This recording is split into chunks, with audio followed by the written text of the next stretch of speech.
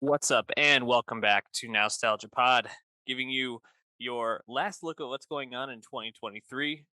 My name is Pat Sheehan, joined by my trusty co-host Dave Martin Swagger. Dave, what's going on, man? Last look at 2023 or 2022? Who can say? Let's go. Who's to say?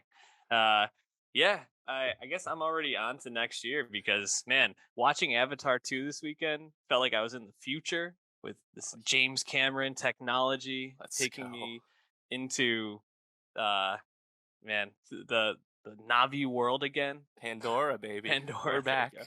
back. How can I forget that name? It's so like cliche. I don't know.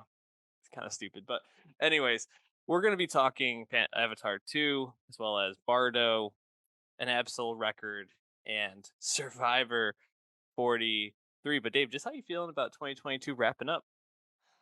We did a lot. We saw a lot. We listened to a lot. It was good. It was good. Make sure you check out our best TV of 2022, best music of 2022 in the next week or so to end the year, and then best movies of 2022 coming early Jan as well. All our scattered thoughts about the year that was, because there was a lot of thoughts to be had. A lot So of stay thoughts to tuned. be YouTube.com/nostalgiapod. stay plugging. Um, Dave, let's start with this new Absol record. It's been a little while since we heard from him, right? Yes, the fifth Absol album, Herbert, but the first Absol album since December 2016. A whole 6-year wait. We speak of Rihanna and Frank Ocean. Long wait since 2016, but Absol was also 2016. Lest we forget. Herbert himself is back. The probably the least discussed Black Hippie member, TDE rapper these days. That's really just because he's not around as much as the other guys. And I was definitely interested and looking forward to seeing what he would come back with, especially given that I know he had some. He's been dealing with consistent, medical issues with with his vision and whatnot. So happy to hear that he, made a full-fledged album again with TDE. A bit perplexing that Top Dog would release both the SZA album and the Absol album 1 week apart after they both were almost 6 years in the making. Nonetheless, they're both here. We talked about SZA last week. Absol's back. What did you think? I think it's like I said. I think it's kind of been a minute since we've really talked about him because the Black Hippie guys haven't been featuring as much on each other's work as they used to back in the day, and Absol's definitely been kind of under the radar, kind of dormant for a little bit as he got his life sorted out. It seems. So, what'd you think about Herbert? I think Herbert, from a production and sonic standpoint, sounds just like phenomenal. Start to finish, these tracks are really lush. They all seem to like fit together, and he seems pretty comfortable on it. I think in terms of his delivery and some of his lines, I was not fully impressed, but overall, I thought that this was a pretty solid showing. I think there are times when he gets really personal on this, which I think stand out as some of the highlights, like something where you mentioned like him talking about his health issues with his eyes on the title track Herbert. I found that to be pretty compelling. Um, or even on the first track, the opening track, he has a couple of times when he gets really personal. Then there are other times when he's a little bit I don't know. I think trying to like be almost like too clever, or Mm-hmm. I don't know. It doesn't come across the way that he thinks it does. And like there was one line that stood out where he said something like, "I used to want to be on BET. Now I think I be ET." It's like the Right. alien. And I'm like, oh, ooh, shit, Nice. just didn't Yeah. hit for me the way that I think he intended it. That was like, it's a bit more up and down that way. But in terms Right. of production, I was really impressed.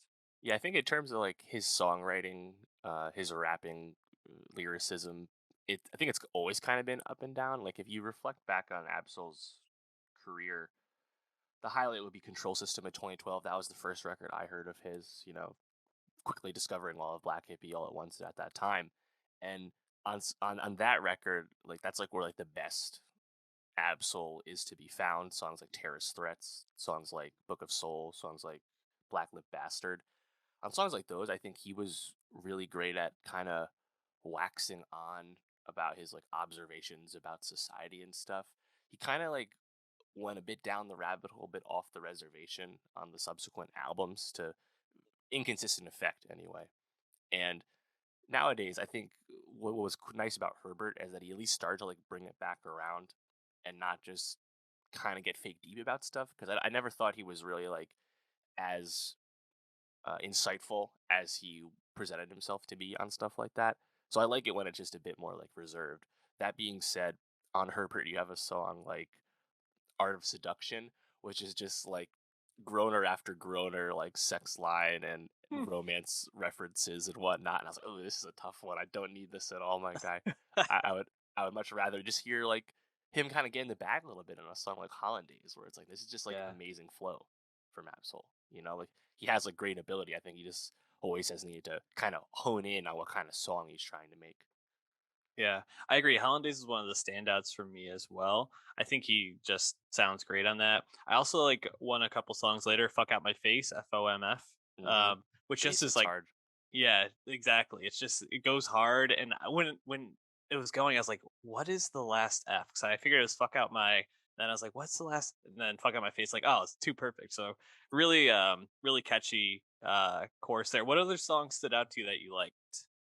Yeah. I honestly I really liked the second no, the was it the first track? No, that's the "Message in first a track. Yeah, Bottle." message in a bottle. Yeah, Like he kind of goes in about they love me or they hate me. There's some like samples of like pundits speaking about Absol, and I thought that's actually kind of interesting. Where it's like, and it actually is bearing out exactly now. It's like everyone's really happy Absol's back, but people used to kind of like talk shit about the fact that he wasn't as active and around and present in the past few years. And I was like, oh wow, that's actually like maybe an easy observation to make, but then again, it's about himself, about what he's experienced. It makes a lot of sense. I like that.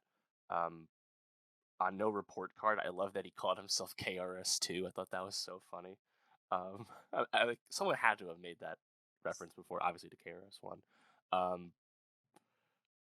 oh, there was like I forgot what song this was on. Maybe it was on Hollandaise where he's like Abraham something something Abraham Lincoln bitch I'm innocent, like Abraham Lincoln Lincoln lawyer double entendre. I was like, oh okay, this is pretty cool.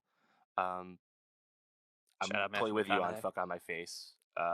Do better has got a lot of love as a single. There's Mac Miller interpolations on Mhm. that. Obviously, him and Mac were quite close in life. Um, I thought Punch actually sounded great rapping on Good Man. Obviously, Punch is one of the top execs at TDE. He is not a rapper, at least normally, but I think he sounded pretty good there. I Mhm. appreciated hearing Janae Aiko again on the Wild Side. That's kind of just a nod Yeah. to terrorist threats back in the day with him.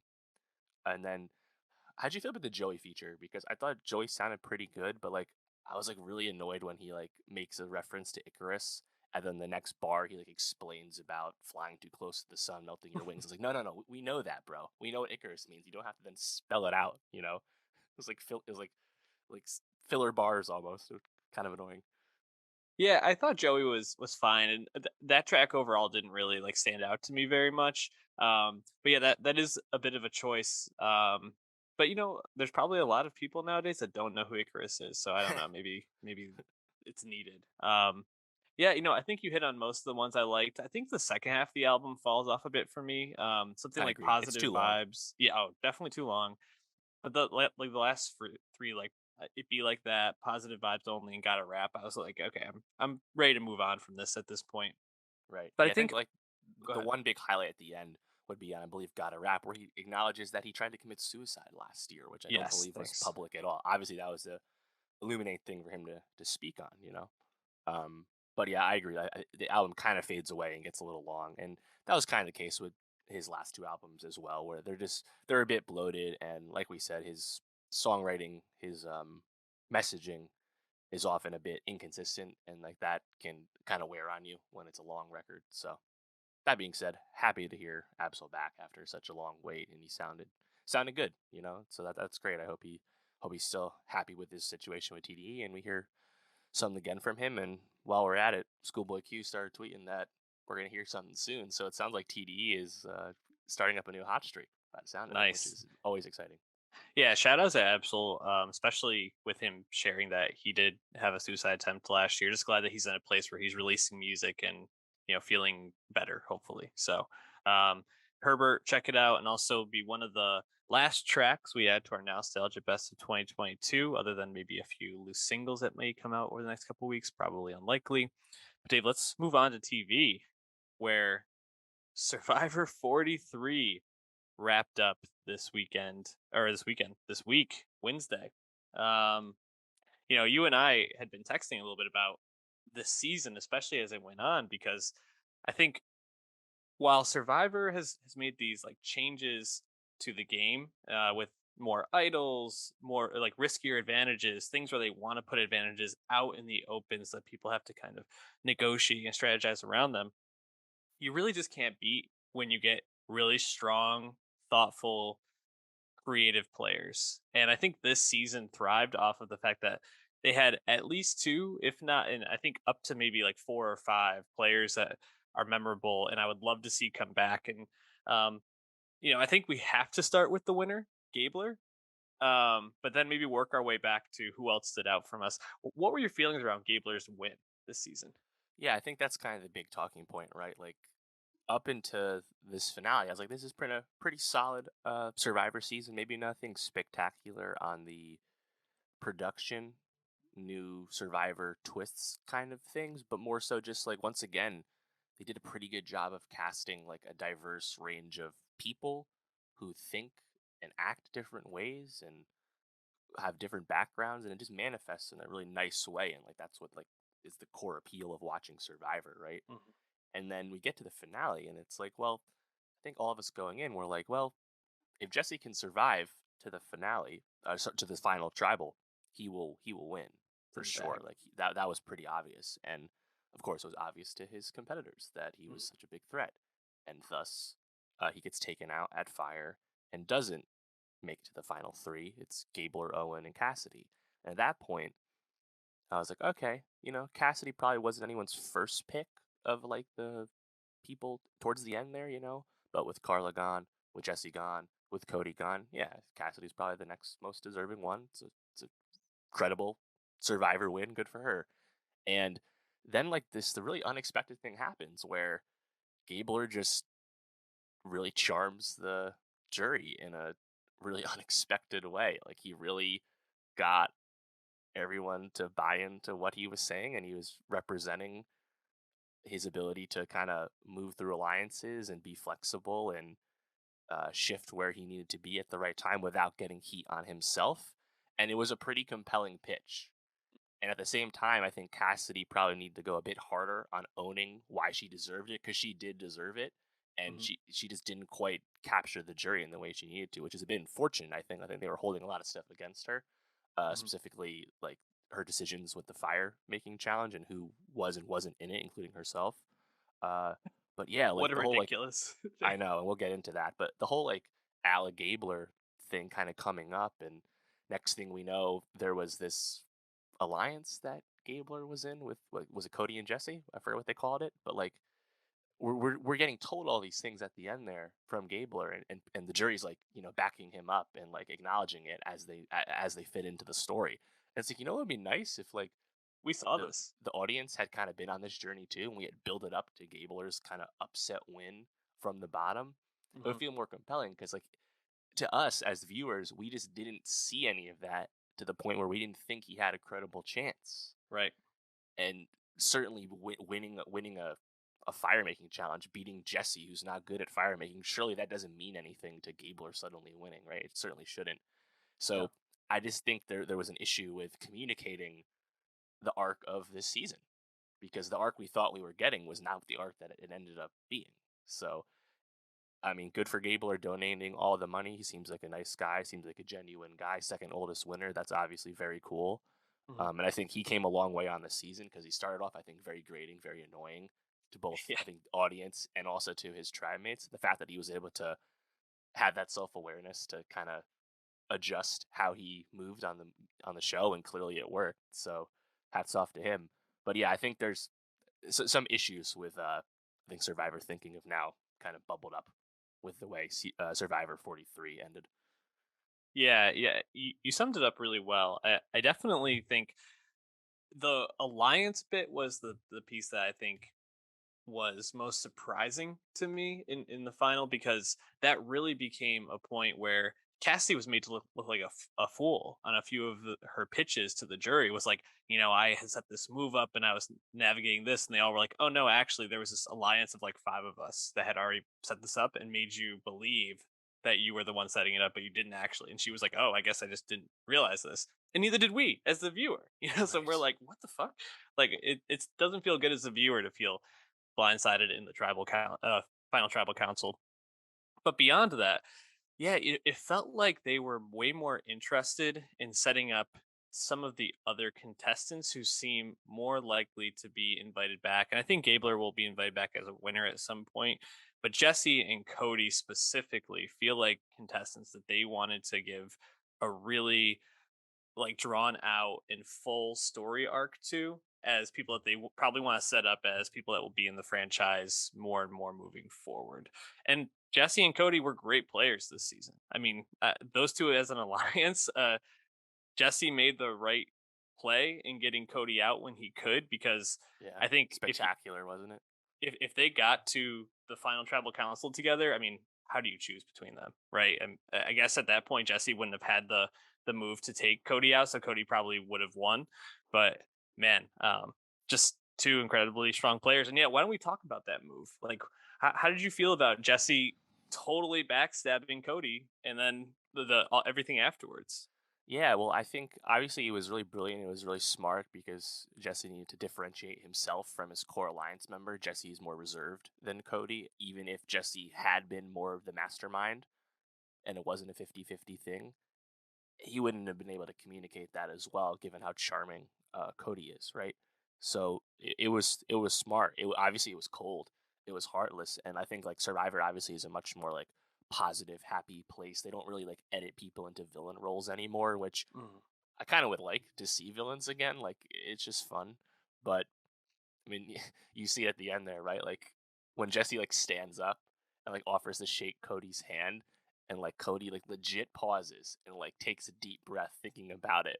They yeah. swell the music on you, and then they embrace. And I was like, oh my god, that was actually like incredibly moving, and Yes. also this amazing like Survivor play and the move of the season.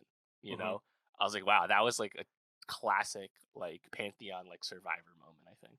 I thought we were going to get the first like punch on Survivor. I thought Cody might actually punch him because it was that much of a backstabbing move.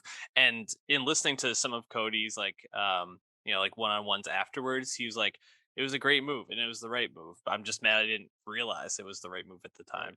Right. Um And and to that point, I think like Survivor IQ of viewers and obviously anyone who's coming on the show at this point is just so high. There's such a respect for like good Survivor gameplay, even when it's at your own expense. right. And like you see that attitude all the time. Like when Noelle gets taken out, when Carla gets taken out, they're like, "Yeah, well played. Like hats off to you. You got Mhm. me." Like that. I feel like we're kind of beyond like the bitterness that people would feel if they get betrayed or they get voted out, right?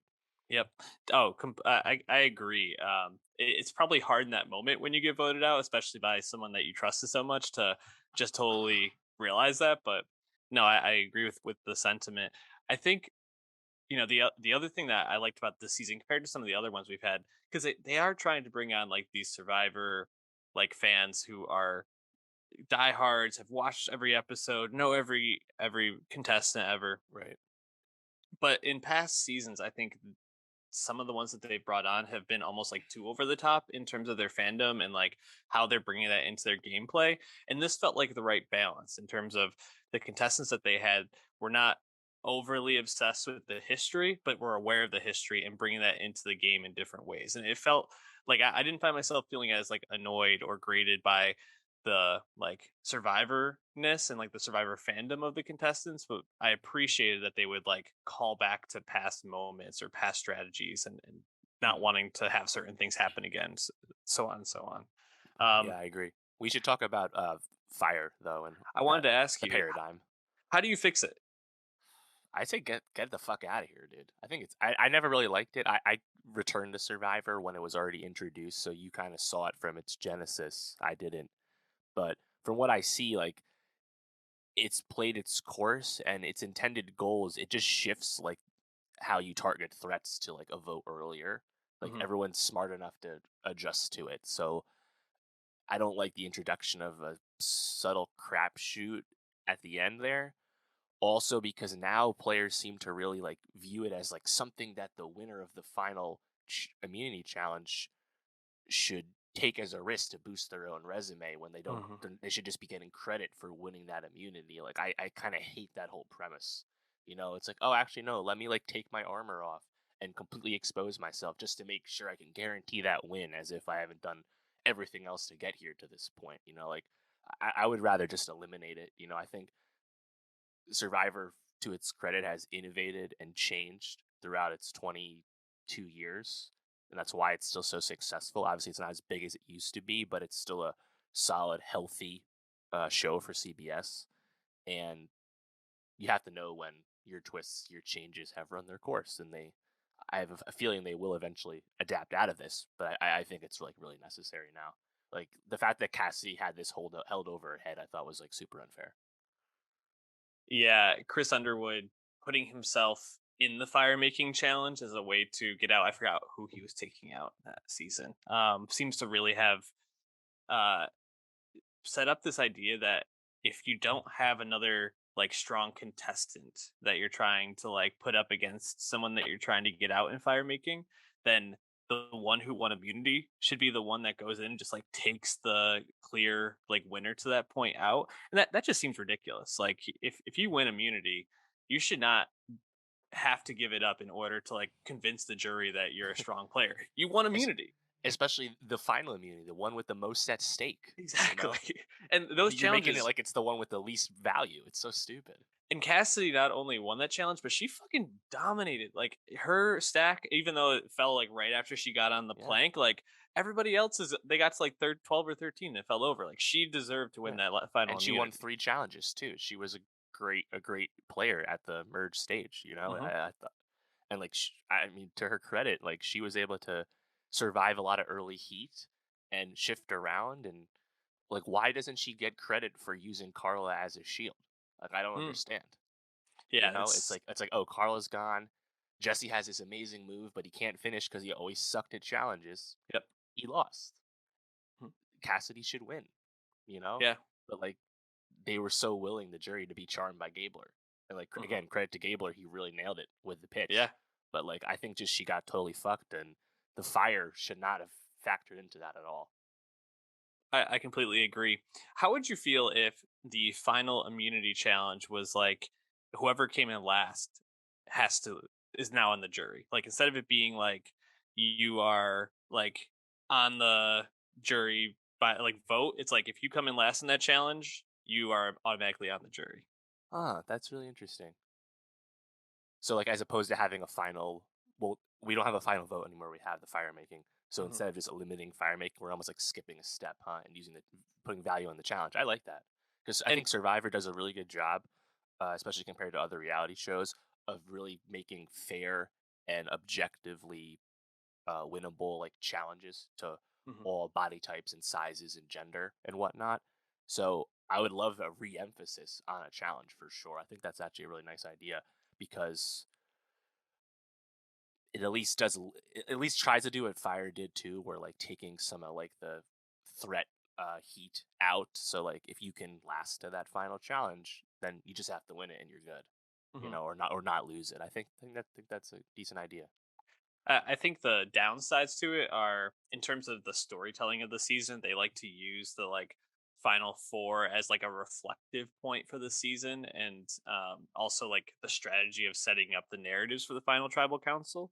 So they would have to think about that in terms of storytelling, and it does take some of the power away from the person who wins immunity in the final tribal council in terms of getting the choice of who they're bringing with them, and then who they're sending as like the third person in. But I have confidence that the show can figure out a different way, but it's pretty evident that fire can't be, a deciding factor for the final three moving forward. Right.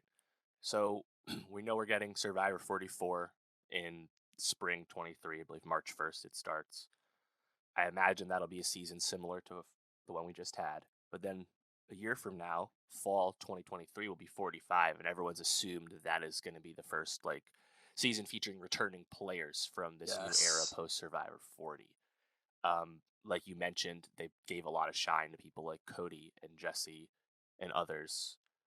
Those people would actually be filming 45 uh, pretty soon. Mhm. Actually, no. Actually, were they filming it now? I forget the exact cadence, but actually, they might be filming it in the spring. So like that's coming up. That's on the mind, right? I'm sure they're already well into casting with the returning players. Mhm. So that'll be very tantalizing because I think we have had a lot of great characters, especially out of the non-winners from the last 3 seasons so far. So I think that'll be like a really exciting one, and hopefully they introduce a lot of change to format and twists and whatnot that in that time. Yeah, for you, who would be like the people you would want to see come back most from the last like 5 seasons so far? Yeah, there's a lot of ones, right? I think 41 probably has a lot of Yeah. contenders, right? Shan, Ricard, Xander, Yep. Those three mm, came to mind yep, immediately. and even other people that you could easily want to bring back, like Danny. Like Hmm. there's a lot of people there. Um, this season, obviously, Cody, Jesse, Carla, Cassidy, Gabler. Who else was in last season? I'm forgetting 49 a Yeah, little bit right so now. like the final three was Mike, Oh, Romeo, and that's right. Marianne. Oh, And Jonathan from 42, yes. right? Obviously, I just want to see that guy be Hmm. giant again.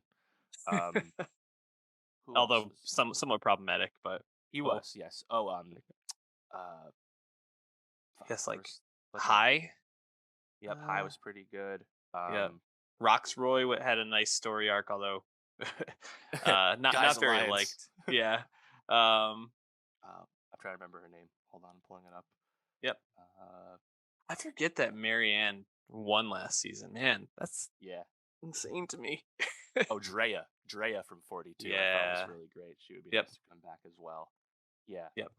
So I think Some they strong have plenty of players. choice, and maybe they do like a half and half kind of thing, like half returners, half new. But there's plenty of great choices, and Yes.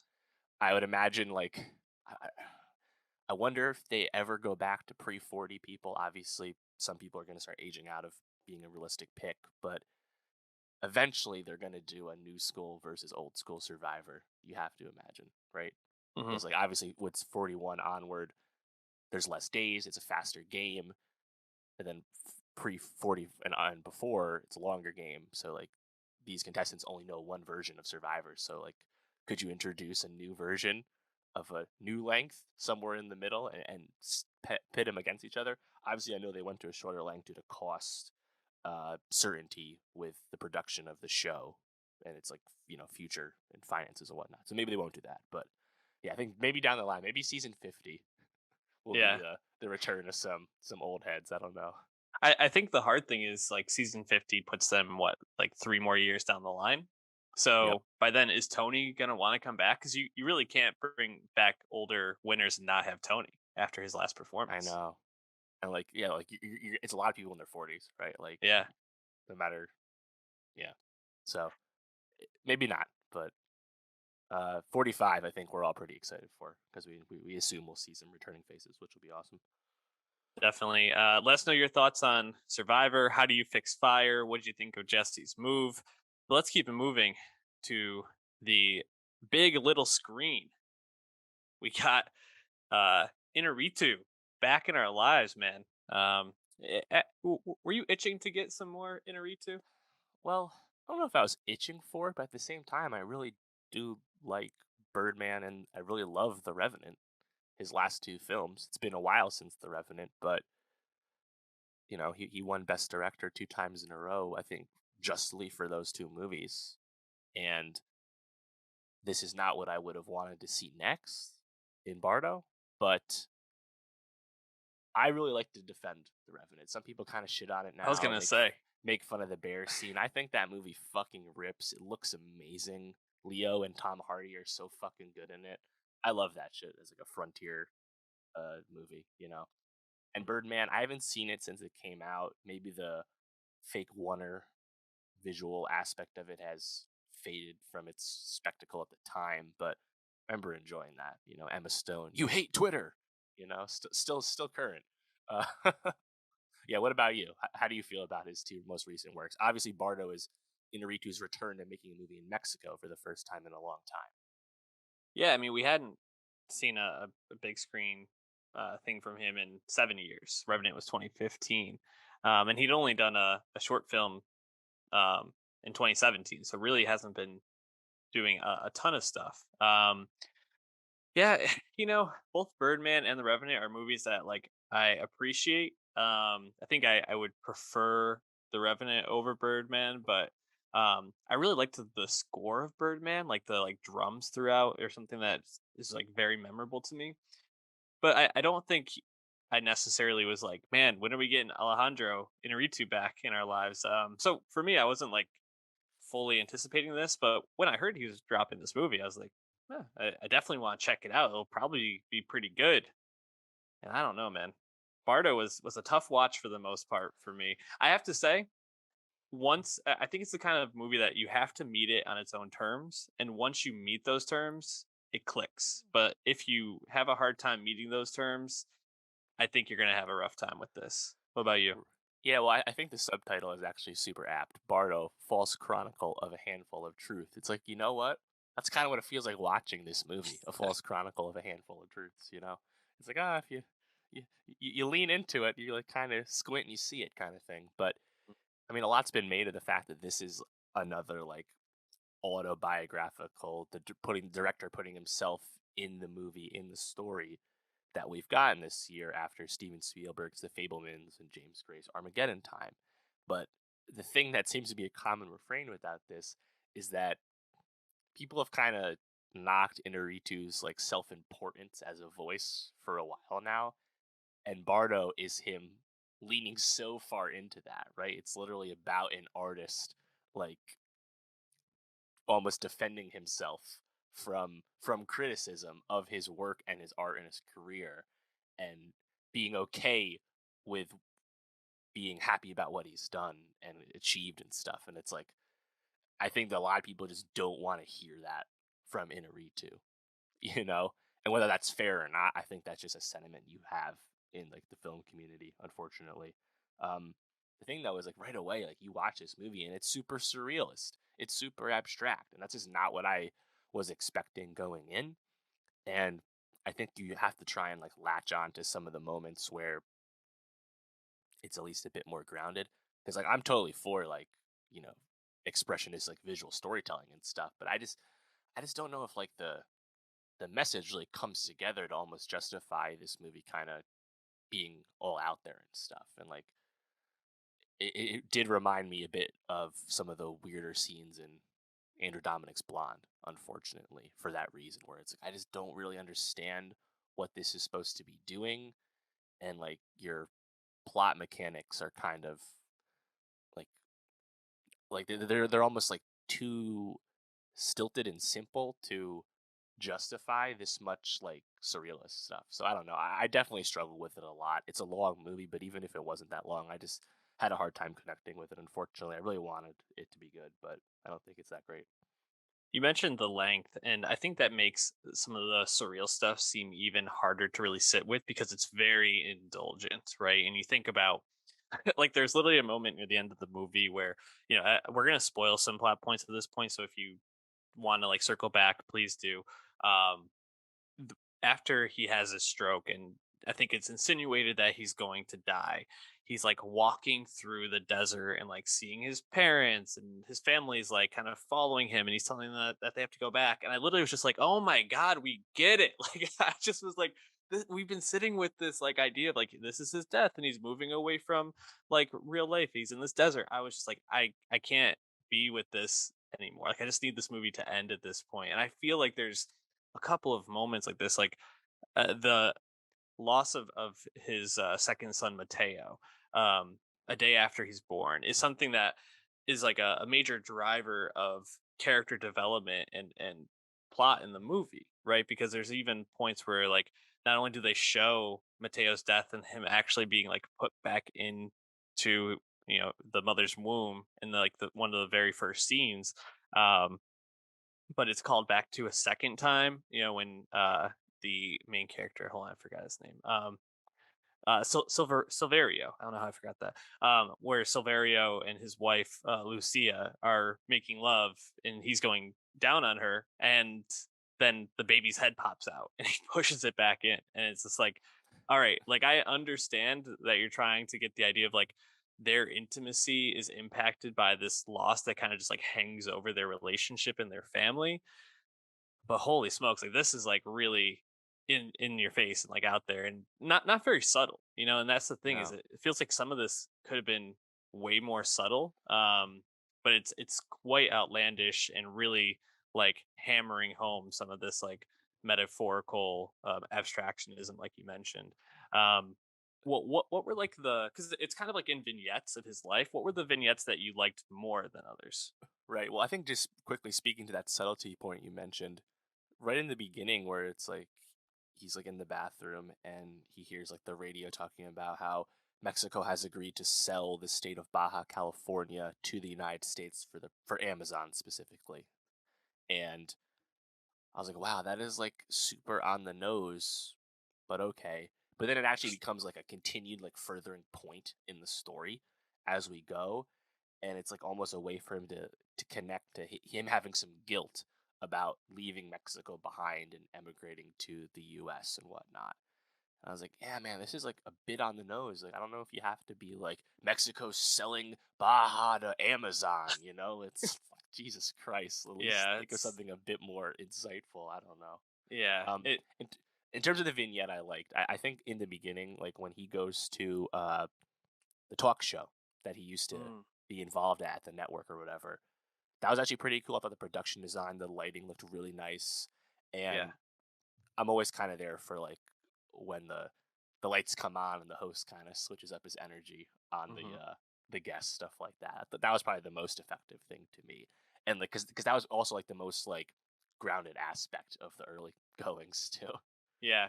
No, yeah, I thought that was really well shot. And I think that's actually something we have to give credit for is his eye and his filmmaking is really cool. There's some beautiful, beautiful cinematography in this. One of the shots that stands out most to me is when he's talking with his daughter in the like infinity pool at the resort that the family's at where when they're dropping Mateo's ashes off, and they're discussing her like decision to leave Boston and come back to Mexico, and the shot from behind where it's just him and his daughter looking out at the ocean in this pool, and then she like goes underwater and swims towards the camera. It's just like this incredibly beautiful and like moving shot, and I really was struck by that. But the other one, which is our background, if you're watching on YouTube, is when he goes to the dance club, and it's kind of like this longer vignette where it's him, having this movie that makes him famous, this documentary that makes him famous being shown to the talk show host confront. I believe that was the same guy, right? The same I talk think show so. host Yeah, that confronts him and is just like dressing him down about how like his creativity is like stolen and he's not actually that much of a genius and all this. And then they go to this dance club with as a family. And I think that dance club scene, especially like you have David Bowie playing, and it's just like everything drops out but Bowie's voice and him just doing this amazing dance with a disco ball lighting the room. It's just like incredible filmmaking. One of my favorite like visual scenes of the year, probably. second notable Bowie needle drop of the fall, of course, After Sun. Paul Mescal Hmm. really gets it on to the Bowie part of Under Pressure as well. So yeah, we're always down for a Bowie dance. And I gotta say, "Let's Dance" is just an all time classic. Yep. Underrated song in my opinion. But um, yeah, what were the ones that you liked the least? The vignettes. God, it's hard to say. Um, There's so many. all the baby shit I didn't like. Um, I don't know, like Just to call it the baby shit makes me laugh.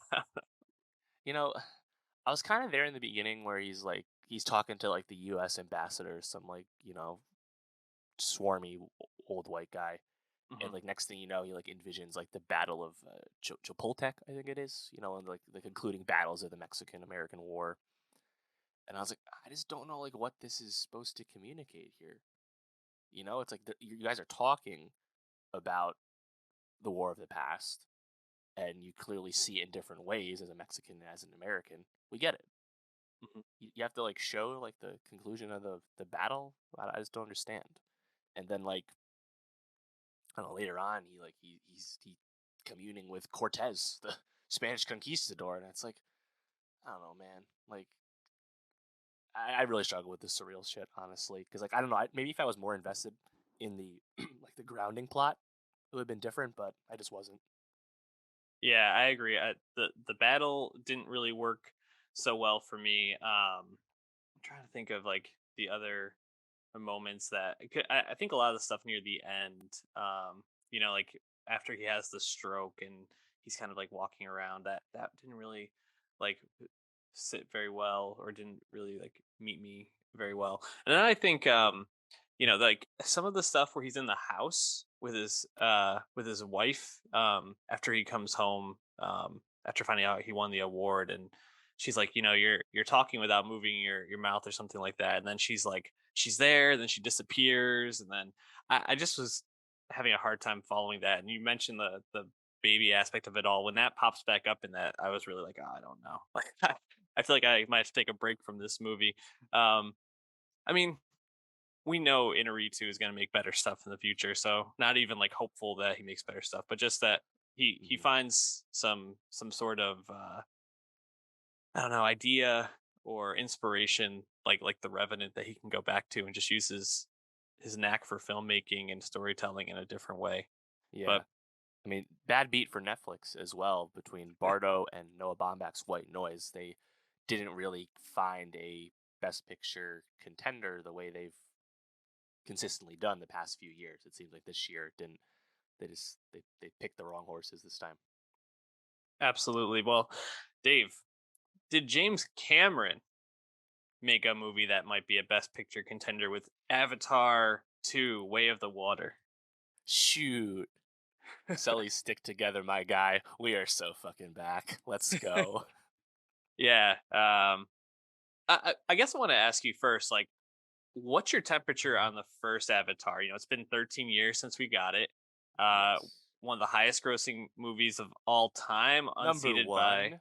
Is this still number one? I thought it was unseated by Avengers. Is that Uh, not the case? good question. So, unadjusted for inflation, of course, Avatar is the highest grossing movie of all time. It was able to surpass Endgame pretty substantially with the two re-releases. Of course, China re-release in early 2021 was almost $60 million, and then the re-release this fall in the lead up to Way of the Water was another like 75 million. So now it's like I think 100 or so over Endgame for number one once again, unadjusted, of course.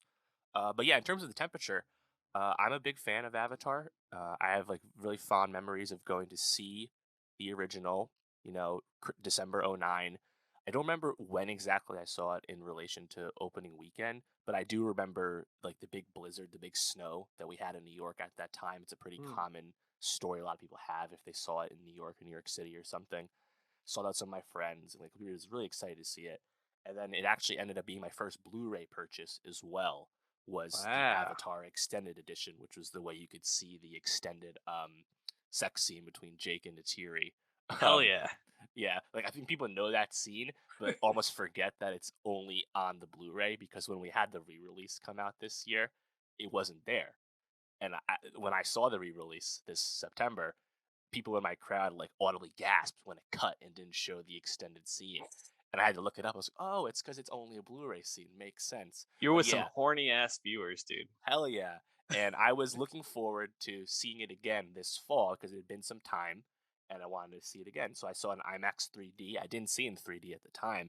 And I was like really blown away with the quality of the 3D, which I think is well known at this point. It's the best movie ever made in 3D, one of the few that really justifies seeing it in 3D. And I loved it. I thought it still really holds up and rips as just a fun adventure. As people know, it's familiar story tropes. Pocahontas, Fern Gully, Lawrence of Arabia, Dances Hmm. with Wolves. We know this, Yep. but I don't fucking care because I think it's just a fucking banger ass time. I still really enjoyed it when I saw the re-release. So I was really anticipating Way of the Water as a result. We know it's been so long. This movie went into production finally back in 2017. A very long process to make this, but doubt Big Jim at your own peril because I think he did it again. Yeah, just quickly for me, it's a movie that I think I've seen maybe twice. I like it. I appreciate it, but I wasn't as blown away by all of it.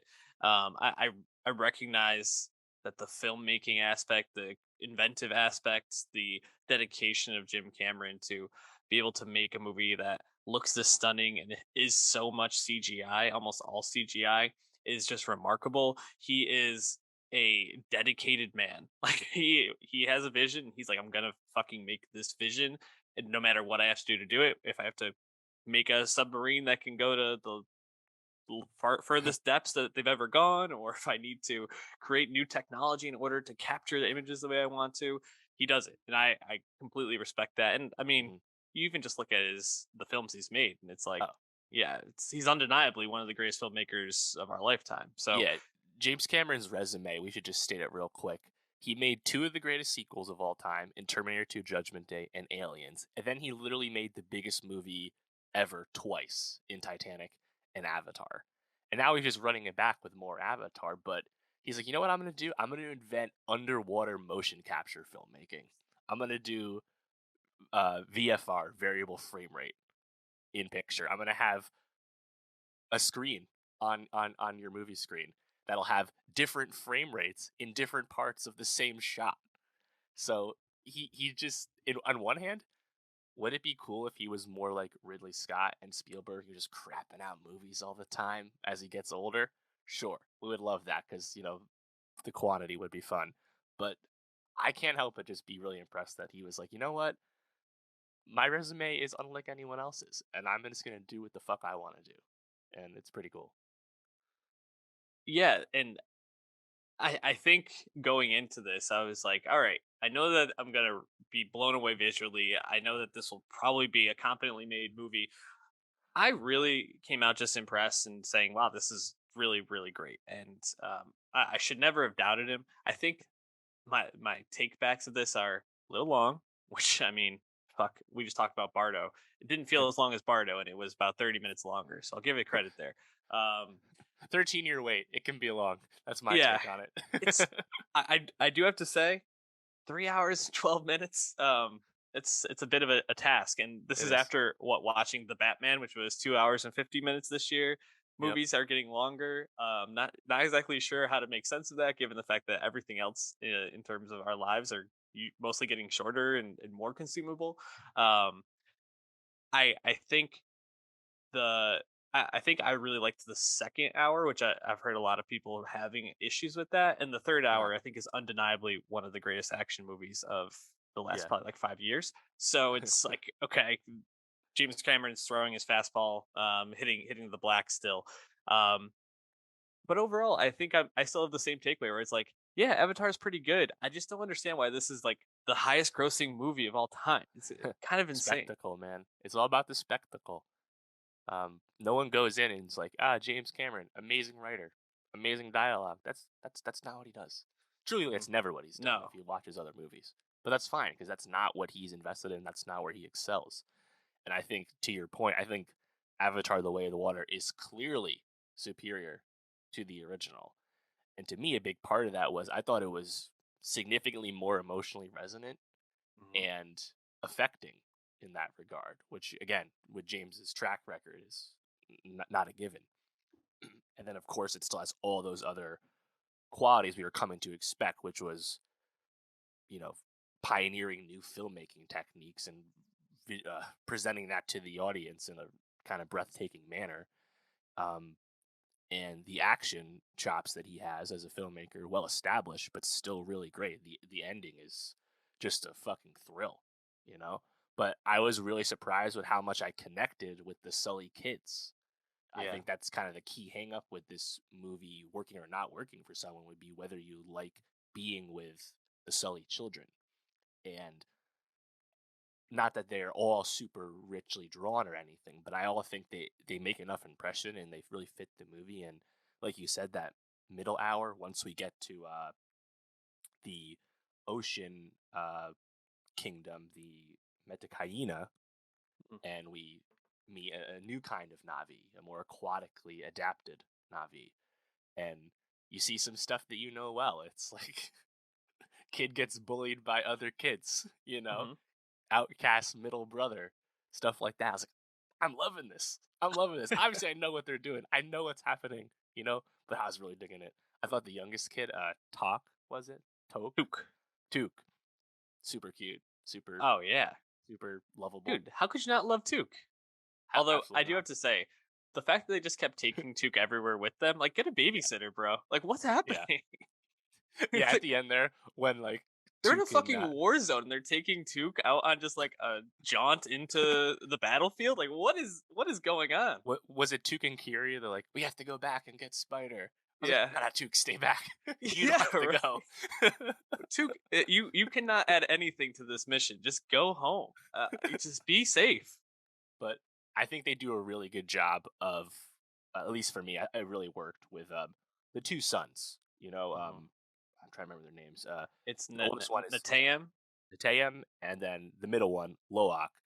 I think they do a really good job with Loak by the end there too. And then when obviously spoilers for Avatar 2, when Natayam dies, I was fucking sad, man. It's not like we even spent a lot of time with Natayam, right? Because Mhm. he was the oldest son, he was the most obedient one, the most competent one. He was the one who idolized, Jake Sully the best as his dad. But I don't know, like I really liked Loak's stuff, especially once he starts connecting with the Tuktoon, the whales, right? And I think Yes. that was like a brand new introduction to this that I thought worked pretty well, really interesting. And I was like pretty invested with Loak by the end there. And then that's not even to mention, I think the Kiri character, who is the Mhm. progeny of Sigourney Weaver's Avatar, which was an And interesting is Sigourney introduction, Weaver. and played by Sigourney Weaver, I think, in a kind of brilliant way, right? Sigourney Yeah. Weaver playing a teenager via mocap pretty compellingly. The Mhm. Kiri character also I thought was quite interesting and well realized. So Kiri and Loak, I think, probably stood out the most to me. How'd you feel about all the kids? Yeah, I really liked all the kids. I think the one like drawback to the kids getting so much shine is like you basically sidelined Zoe Saldana and Kate Uh, Winslet, which is like what a yeah, fucking choice that is. it, It's something only it James Cameron could do. totally. I think that's exactly right. Like he is better with male characters than female characters, Mhm. generally speaking. And Natiri is sidelined, unfortunately. I think Natiri is fucking awesome, badass in the first Avatar. Zoe Saldana, one of the great motion capture performances, the first Avatar, I would Mhm. say, easily.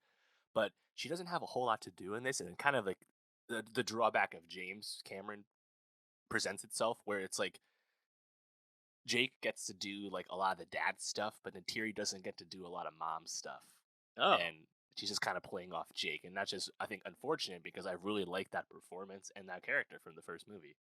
completely agree. And the only like real time Natiri gets to show out is when she's just being a warrior and being like Right. a angry her mom who's on a Yeah. rampage. And it's Crazed like mom. I was like, ah, this is a little, a little little on the tough. edge for me. Yeah. Yeah, and then you get Ronald played by Kate Winslet, who is set up as like the one that they need to win over in order to like stay as part of the village. And then she gets maybe like 5 or 6 lines, and most times she's just like pretty salty and like Right. angry. And it's like, man, like you have Kate Winslet, like you gotta like let her shine. And I assume they're setting that up for the third movie Hmm. where they're obviously taking a stand with the Medicaina, and maybe Kate Winslet will have more of a role there. But I was definitely disappointed by that. But just circle back to your first question. Loved all the kids. Completely agree on the middle one. Loak. Loak. I think his connection with um the Tokun, the Totokun, was one of The whale. Yes. the most moving aspects of the whole movie for me, and I think speaks to one of the most evident piece of this, which is just like James Cameron has such a respect and love for the ocean and for sea creatures Oh and yeah. for the connection that people can have with them. And I think that was one of my favorite parts. Even just thinking about it makes me a little bit emotional because it's like so beautiful to see not only Loak but the rest of the Metacaina have these relationships with these creatures, and the relationship that the creatures have back with them. And it's just like really wonderful to see and adds so much to the movie. That's why I loved the second hour, which some people feel is a little too long No. or Yeah. indulgent. It's Yeah. like, man, this is like such a love letter to like the ocean. Like, how could you not? And then it really sets you up to hate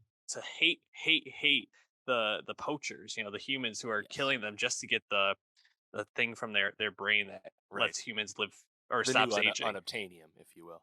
Yes, exactly. Um, so yeah, I really loved all the stuff with the kids and the stuff with Mm. the ocean in particular. I do feel like the head of the Metacaina, forgot Cliff what his name Curtis, was, pretty ton of good, I thought. worry. I actually thought he was like all right. I feel like both Interesting. him and Ronald they just didn't give them enough to really be No, they much. just have to be like regal leaders and Exactly. stuff. I like Um, I like the scene when they show up though, and like you know all the Sullys do the I see you, touch the mhm. head gesture, and then all the Metakaina are like, who the fuck are these weirdos with their little tails? Yep. I know that was pretty good.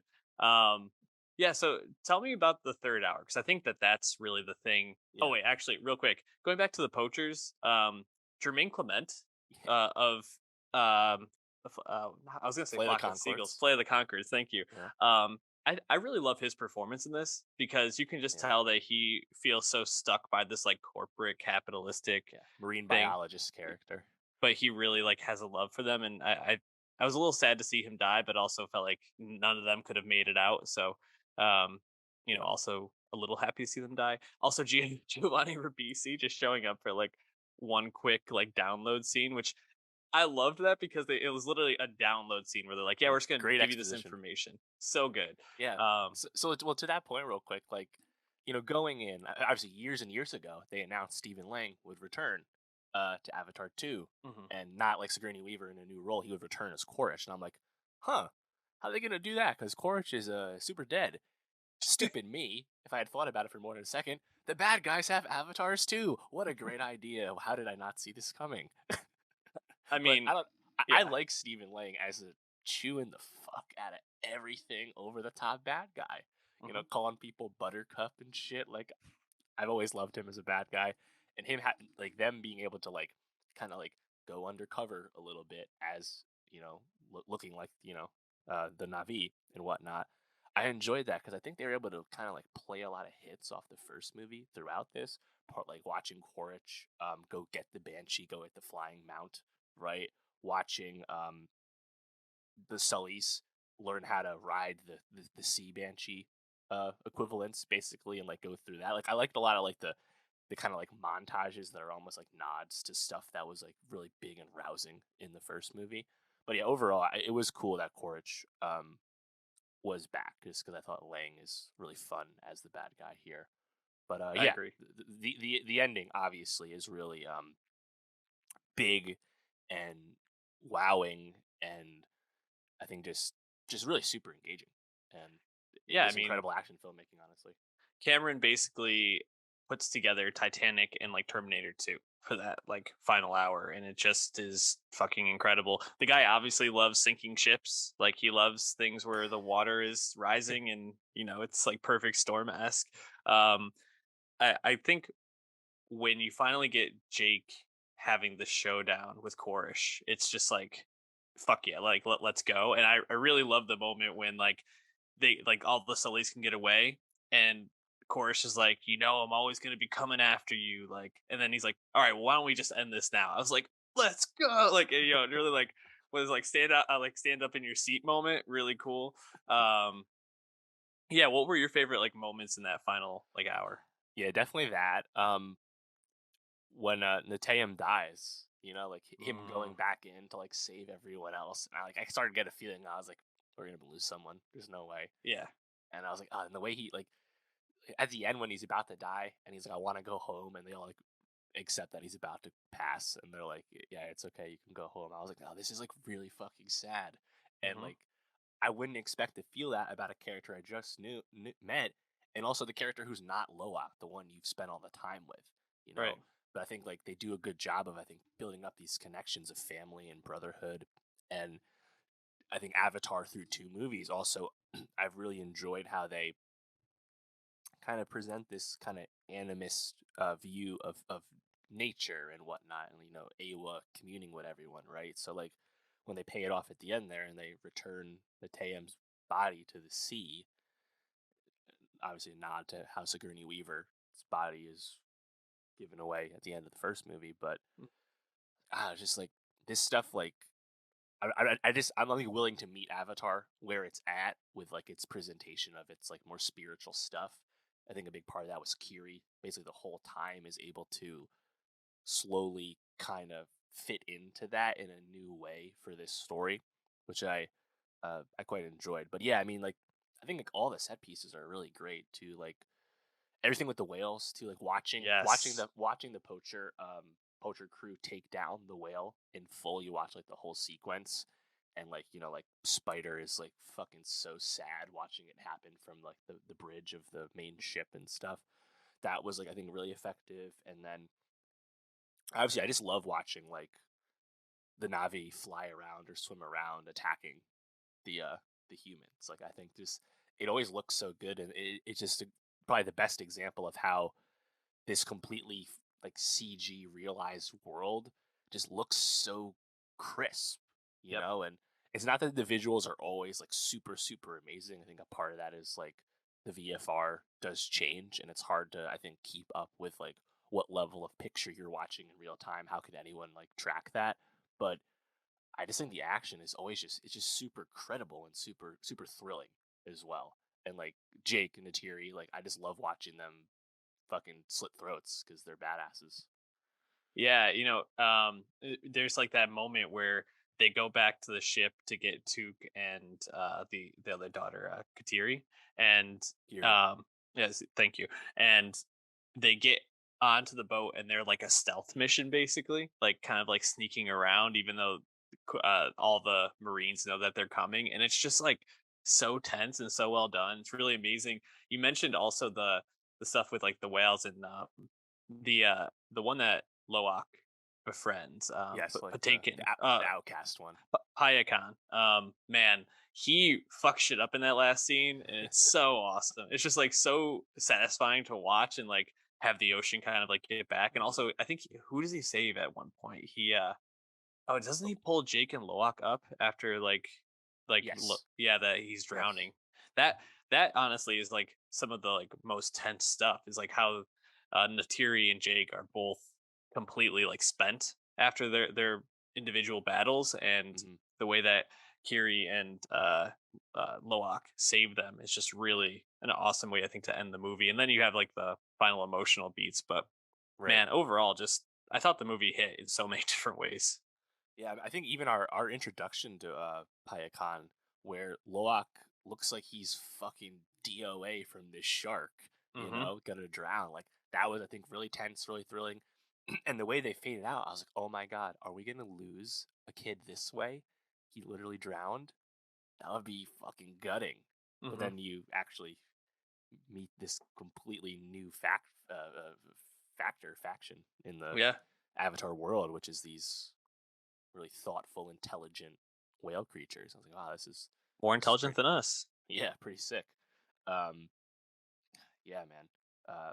I thought the movie was really just a blast, and Yeah, obviously the spectacle is the number one like appeal of this movie, just like the first. I think that definitely delivers, but I think because there's a significant improvement on the emotional resonance of this story and your connection to the core characters. That's why I think it's a clear improvement on the next one. Producer John Landau said that they are looking, assuming they do go ahead with the future of the franchise, that they were looking to meet a new culture once again, which would be a new biome, which I think is like obviously they're very obviously going to the tantalizing. air, right?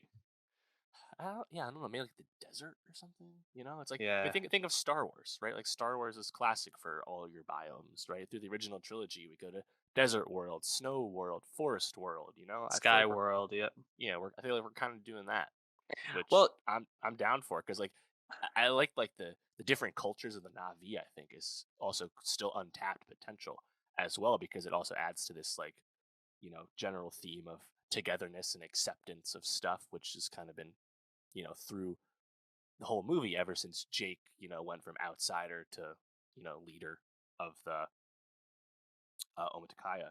So mhm.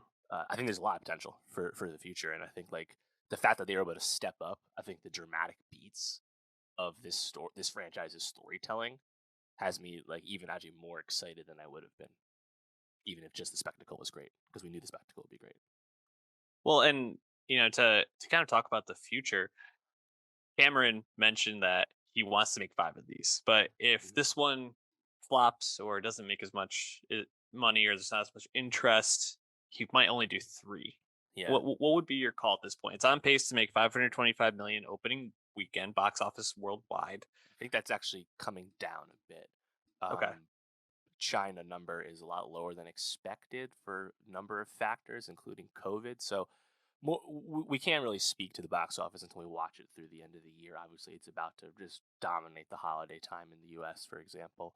Well, yeah, they're gonna make three because they already filmed all of three. They just have to pay for the posts, so that's already kind of decided, right?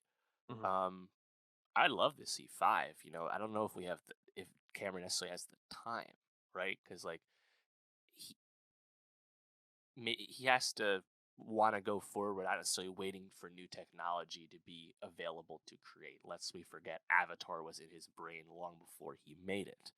And same thing with Avatar 2 with like the underwater mocap. Again, they filmed this in real water. It wasn't CGI water. When you see the characters, it's mind blowing shit.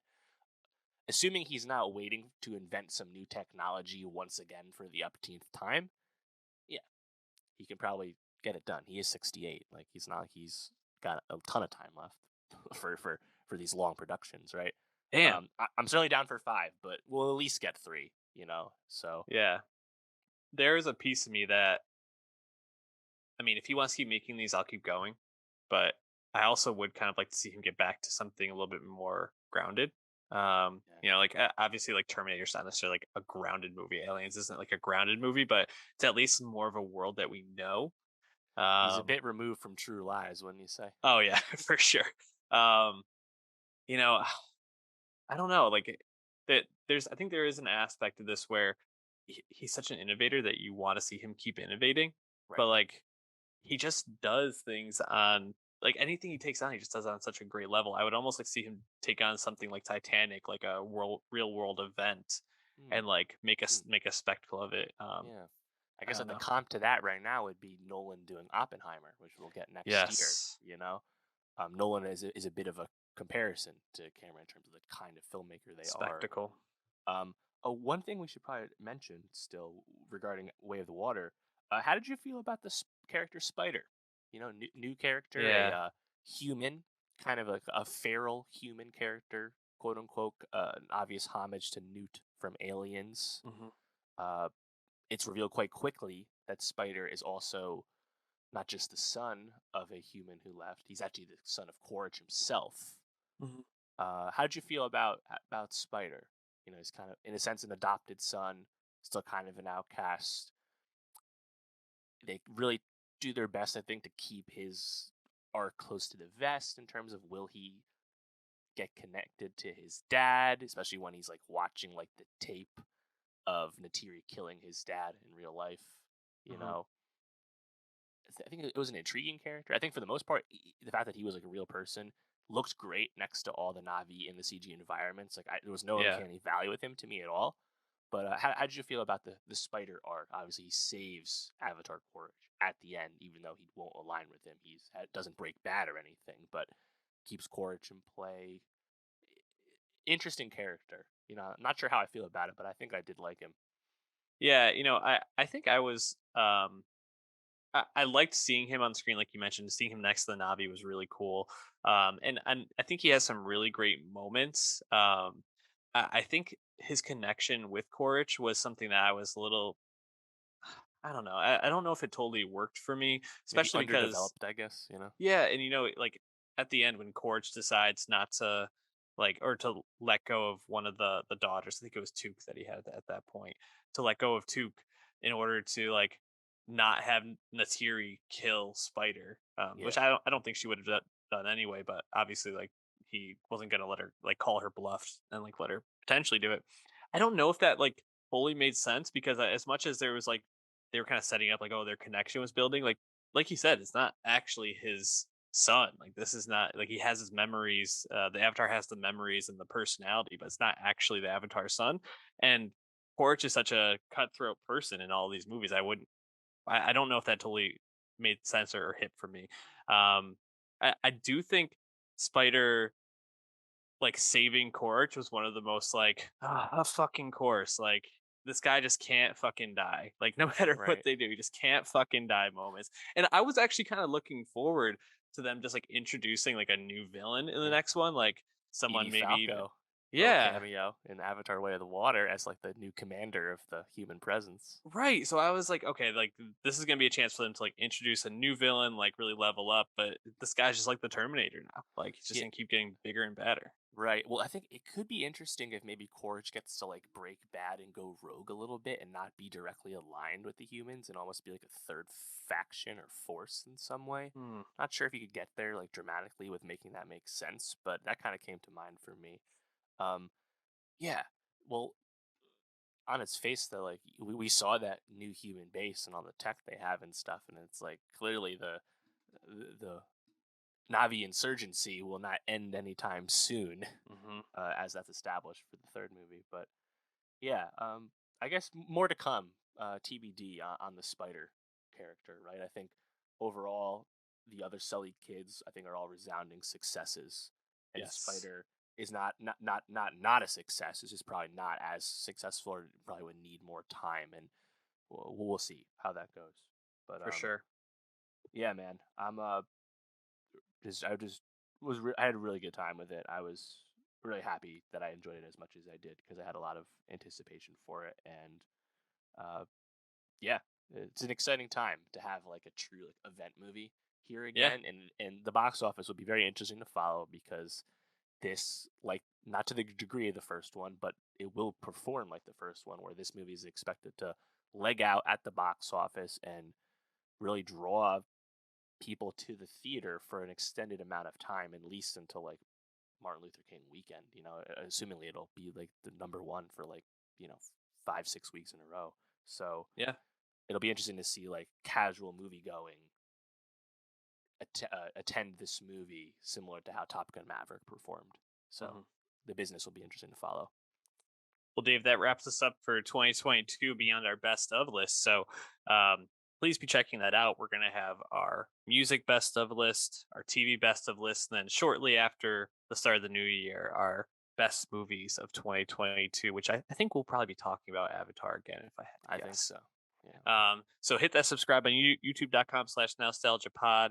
Go to our Twitter at nostalgiapod and follow the link tree to follow the podcast any way you want to there. And also go to Spotify and follow our Nostalgia Best of 2022 playlist. We'll see you in 2023.